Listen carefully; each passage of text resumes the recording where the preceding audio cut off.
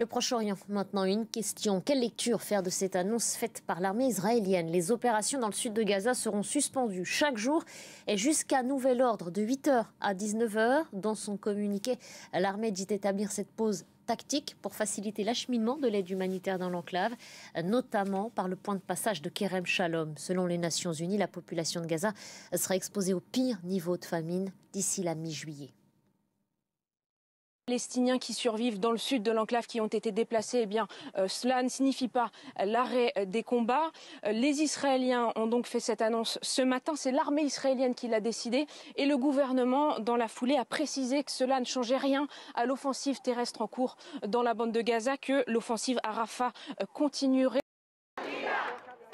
Des milliers de manifestants descendus samedi dans les rues de Sao Paulo. Ils ont marché contre un texte de loi qui vise à criminaliser l'avortement en cas de viol.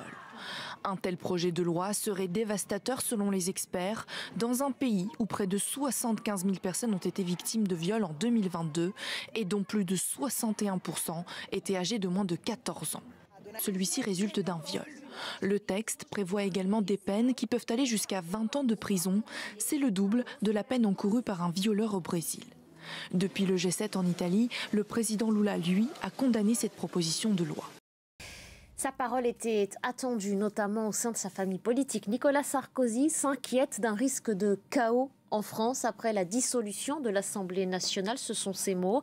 L'ancien président de la République n'est pas le seul d'ailleurs à se montrer critique vis-à-vis de la décision prise par Emmanuel Macron. Les explications de Muriel Chance. Un ancien chef de l'État, un ancien Premier ministre. Dans leur viseur à tous les deux, la dissolution décidée par Emmanuel Macron. Nicolas Sarkozy cogne fort. Cette dissolution constitue un risque majeur pour le pays comme pour le président. Pour lui, le chef de l'État risque d'avoir les mains liées pour diriger le pays. Mais il s'inquiète surtout pour la France. Pour le pays, parce que cela peut le plonger dans un chaos dont il aura les plus grandes difficultés à sortir. Lionel Jospin, de son côté, n'est pas plus convaincu par la dissolution. Une fois de plus, Emmanuel Macron a décidé seul. Il entraîne les Français dans sa précipitation. Lionel Jospin dénonce, je cite, l'arrogance et la légèreté d'Emmanuel Macron.